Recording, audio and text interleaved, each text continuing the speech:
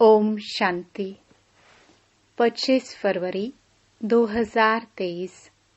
बाबा के महावाक्य। मीठे बच्चे, श्री श्री की श्रेष्ठ मत पर चलने से ही तुम नर से श्री नारायण बनेंगे। निश्चय में ही विजयी है। प्रश्न: ईश्वर की डायरेक्ट रचना में कौन सी विशेषता अवश्य होनी चाहिए? उत्तर: सदा हर्षित रहने की।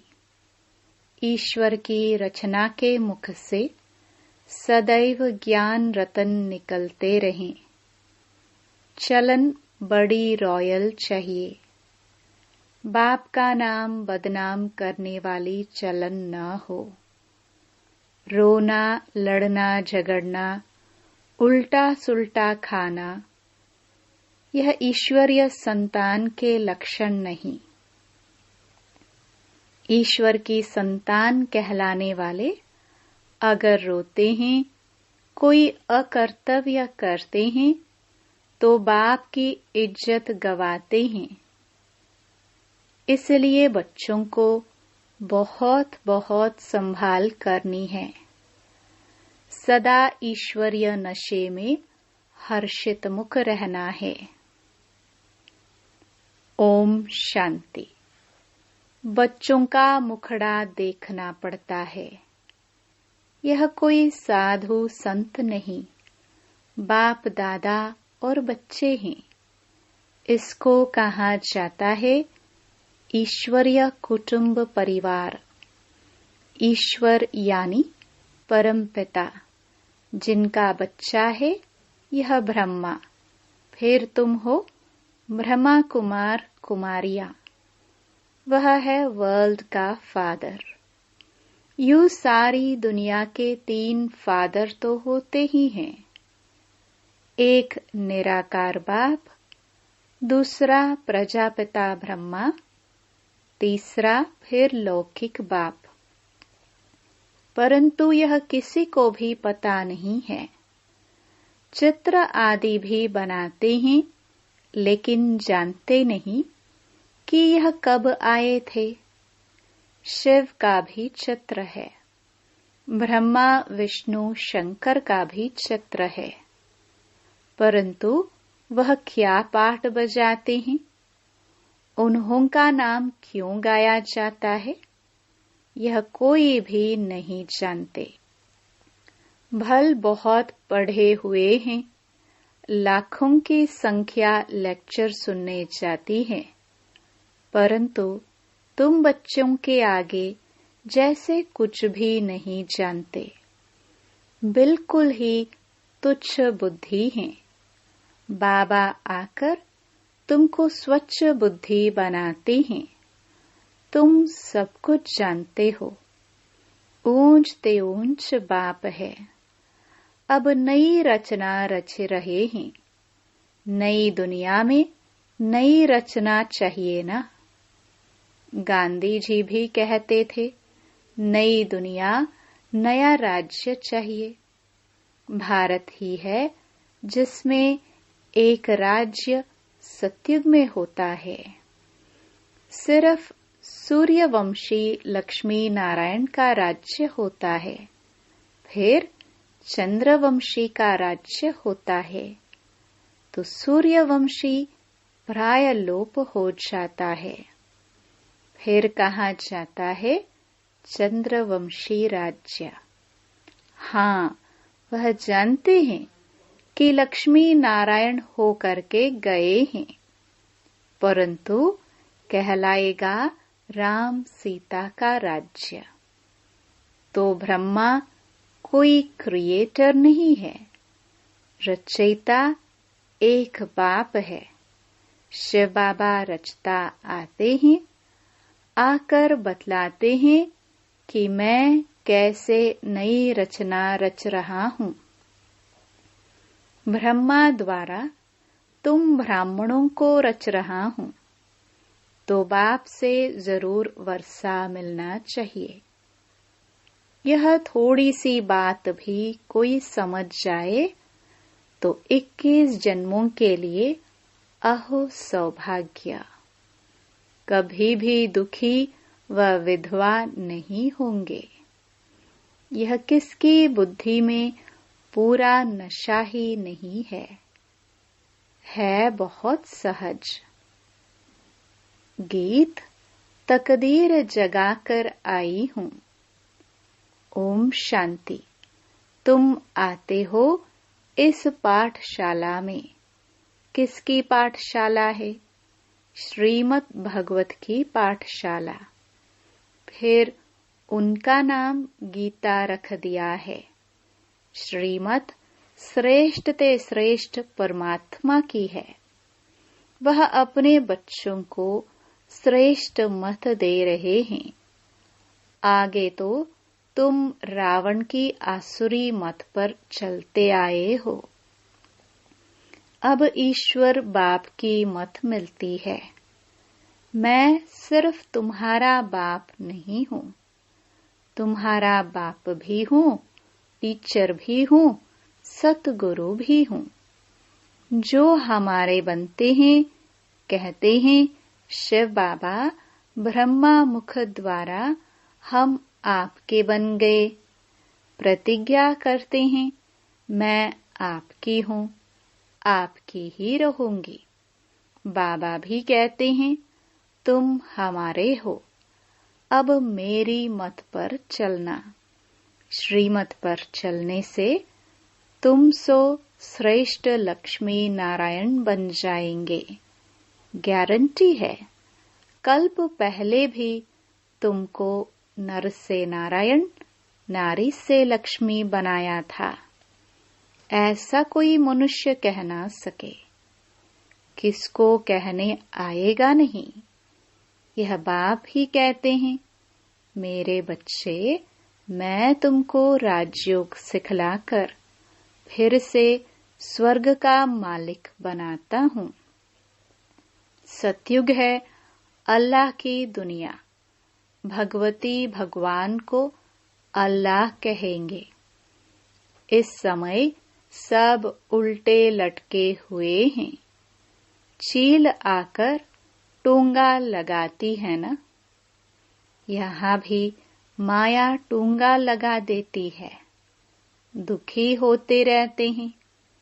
अभी बाप कहते हैं तुमको इन दुखों से, विषय सागर से क्षीर सागर में ले चलते हैं। अब क्षीर सागर तो कोई है नहीं। कह देते हैं विष्णु सूक्ष्म वतन में क्षीर सागर में रहते हैं। यह अक्षर महिमा के हैं। अब मैं ज्ञान सागर तुम बच्चों को स्वर्ग का मालिक बनाता हूँ। तुम काम चिता पर बैठने से जलकर काले बन जाते हो।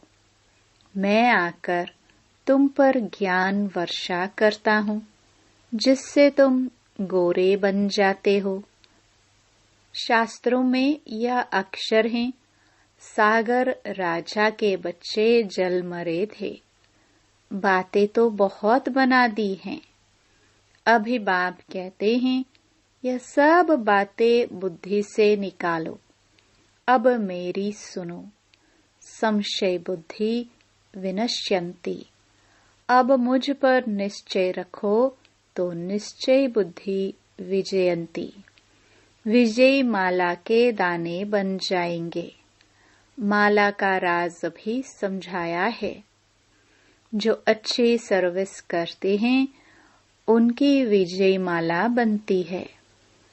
सबसे अच्छी सर्विस करने वाले दाने रुद्र माला में आगे जाते हैं, फिर विष्णु की माला में आगे जाएंगे। नंबरवार 108, फिर 16,000 की भी माला ऐड करो। ऐसे नहीं, सतयुग त्रेता में सिर्फ 108 ही प्रिंसेस होंगे। वृद्धि होते माला बढ़ती जाती है। प्रजा की वृद्धि होगी तो जरूर प्रिंस प्रिंसेस की भी वृद्धि होगी। बाप कहते हैं कुछ भी नहीं समझो तो पूछो, हे मेरे लाडले बच्चे, मुझे जानने से तुम सृष्टि झाड़ को जान जाएंगे। यह झाड़ कब पुराना नहीं होता है। भक्ति मार्ग कब शुरू होता है यह तुम जानते हो। यह है कल्प वृक्ष, नीचे कामधेनु बैठी है, जरूर उनका बाप भी होगा। अभी तुम भी कल्प वृक्ष के तले में बैठे हो, फिर तुम्हारा नया झाड़ शुरू हो जाएगा। प्रजा तो लाखों की अंदाज में बन गई और बनती जाएगी। बाकी राजा बनना यह जरा मुश्किल है। इसमें भी साधारण गरीब उठते हैं। बाबा कहते हैं गरीब निवाज मैं हूँ। दान भी गरीब को किया जाता है। अहिल्याए कुब्जाए पापात्माएं जो हैं, ऐसे ऐसे को मैं आकर वरदान देता हूँ। तुम एकदम सन्यासियों को भी बैठ ज्ञान देंगे। ब्राह्मण बनने बिगर देवता कोई भी बन न सके। जो देवता वर्ण के थे वह ब्राह्मण वर्ण में आए, तब फिर देवता वर्ण में जा सके। तुम माता पिता गाते तो सब हैं, परंतु अब तुम प्रैक्टिकल में हो। यह है ब्राह्मणों की नई रचना। ऊंच ते ऊंच छोटी ब्राह्मण, ऊंच ते ऊंच भगवान, फिर ईश्वरीय संप्रदाय। तो तुमको इतना नशा रहना चाहिए। हम ईश्वर के पोत्रे पोत्रिया प्रजापिता के बच्चे हैं। अब ईश्वर के बच्चे तो सदैव हर्षित रहने चाहिए, कभी रोना नहीं चाहिए। यहाँ बहुत ब्रह्मा कुमार कुमारियाँ कहलाने वाले भी रोते हैं, खास कुमारियाँ। पुरुष रोते नहीं हैं, तो रोने वाले नाम बदनाम कर देते हैं। वह माया के मुरीद देखने में आते हैं, शिव बाबा के मुरीद नहीं देखने में आते। बाबा अंदर में तो समझते हैं, परंतु बाहर से थोड़ी दिखलाएंगे, नहीं तो और ही गिर पड़े। बाबा कहते अपनी संभाल करो। सतगुरु की निंदा कराने वाला कभी ठौर नहीं पाएगा। वह समझ लेवे हम राजगद्दी कभी नहीं पाएंगे। तुम्हें तो सदैव हर्षित रहना चाहिए। जब तुम यहाँ हर्षित रहेंगे, तब 21 जन्म हर्षित रहेंगे। भाषण करना कोई बड़ी बात नहीं, वह तो बहुत सहज है। श्री कृष्ण जैसा बनना है तो अभी सदा हर्षित मुख रहो और मुख से रतन निकलते रहें। मुझ आत्मा को परमपिता परमात्मा का धन मिला है, जो मुझ आत्मा में धारण होता है, सो मैं अपने मुख से दान करता जाता हूँ। जैसे बाबा शरीर का लोन ले दान करते रहते हैं, ऐसी अवस्था चाहिए। बाबा बाहर से भल प्यार देते हैं, परंतु देखते हैं इनकी चलन बदनामी करने वाली है, तो दिल में रहता है, यह ठौर नहीं पा सकेंगे। बाबा को उल्हने भी मिलते हैं। ईश्वरीय संतान फिर रोते क्यों? अबरू इज्जत तो यहाँ ईश्वर की जाएगी ना। रोते हैं, झगड़ते हैं, उल्टा सुल्टा खाते हैं। देवताए रोते तो भी और बात, यह तो डायरेक्ट ईश्वर की संतान रोते हैं, तो क्या गति होगी। ऐसा अकर्तव्य कार्य नहीं होना चाहिए जो बाप की अबरू गवाए।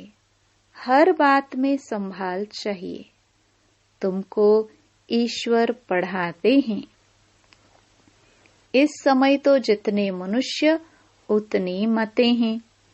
एक न मिले दूसरे से, तो बाप समझाते हैं, यहाँ तुम बैठे हो अपनी ऊंच ते ऊंच तकदीर बनाने। ऊंच तकदीर सिवाय परमात्मा के और कोई बना न सके।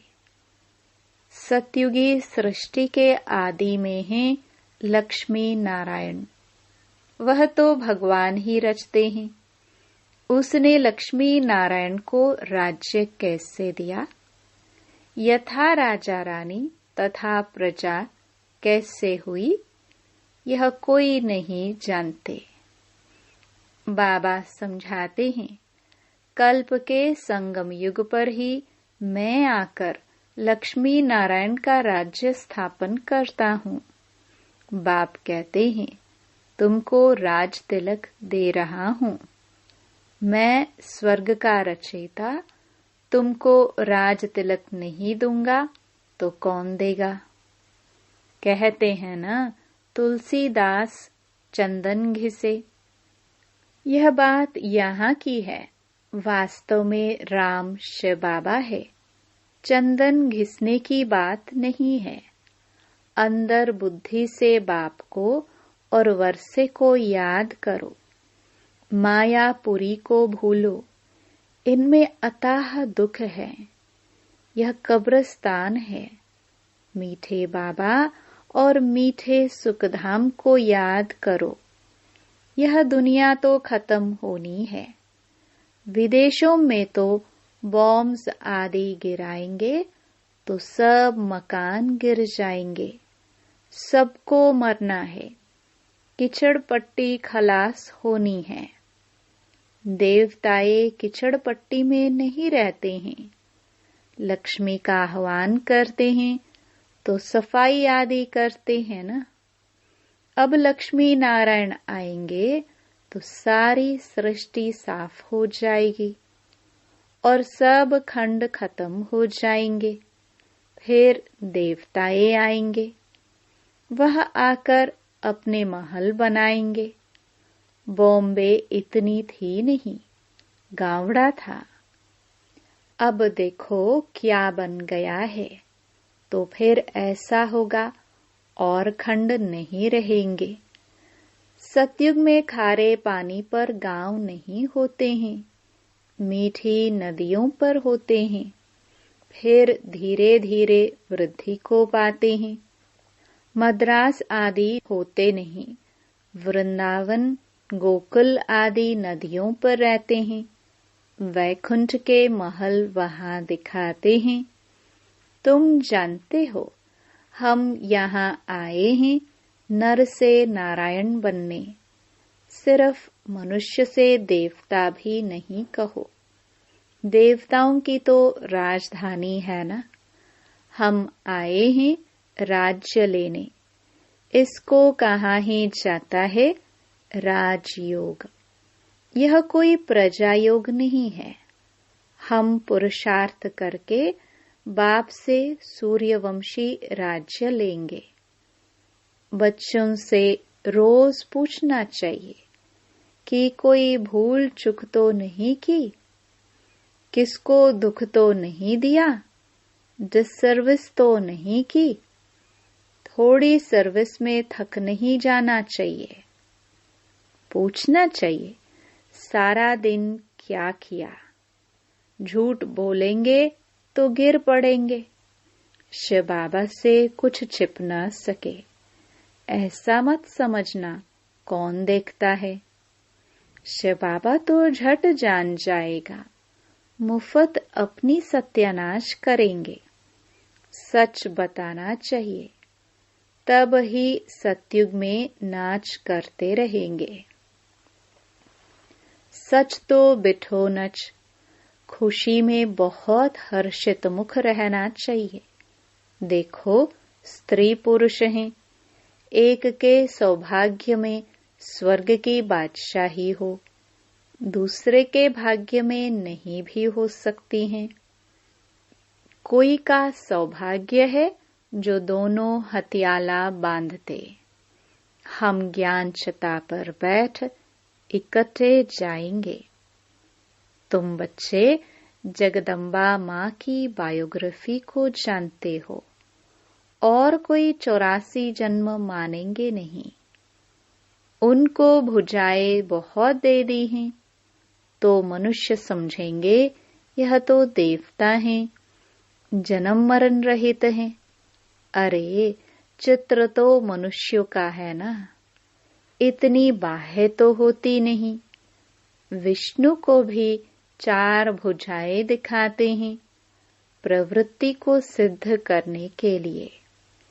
यहाँ तो 2 भुजाएं ही होती हैं। मनुष्यों ने फिर नारायण को 4 भुजा, लक्ष्मी को 2 भुजाएं दी हैं।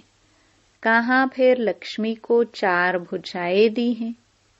नारायण को सांवरा, लक्ष्मी को गोरा बना दिया है। कारण का कुछ भी पता नहीं पड़ता। तुम अभी जानते हो, देवताएं जो गोरे थे, द्वापर में आकर जब कामचिता पर बैठते हैं तो आत्मा काली बन जाती है। फिर बाप आकर उनसे काले से गोरा बनाते हैं। अच्छा, मीठे मीठे सिखिलदे बच्चों प्रति माता पिता बाप दादा का याद प्यार और गुड मॉर्निंग। रूहानी बाप की रूहानी बच्चों को नमस्ते। धारणा के लिए मुख्य सार। पहला, मीठे बाबा और मीठे सुखधाम को याद करना है। इस मायापुरी को बुद्धि से भूल जाना है। दूसरा, सर्विस में कभी थकना नहीं है। विजय माला में आने के लिए अथक हो सर्विस करनी है। शिव बाबा से सच्चा रहना है।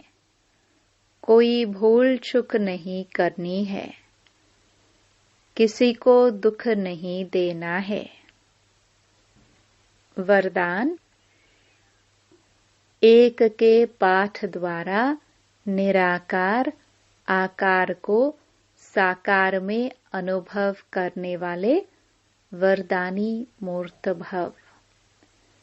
सिर्फ एक का पाठ पक्का करके वरदाता को राजी कर लो तो अमृत वेले से रात तक हर दिनचर्या के कर्म में वरदानों से ही पलते चलते उड़ते रहेंगे। वह एक का पाठ है, एक बल, एक भरोसा, एक मत, एक रस, एकता और एकांत प्रिय। यह एक शब्द ही बाप को प्रिय है। जो इस एक का पाठ पक्का कर लेते हैं उन्हें कभी मुश्किल का अनुभव नहीं होता। ऐसी वरदानी आत्मा को विशेष वरदान प्राप्त होता है, इसलिए वे निराकार आकार को जैसे साकार अनुभव करते हैं। स्लोगन, किसी से किनारा करके अपनी अवस्था बनाने के बजाय सर्व का सहारा बनो। ओम शांति।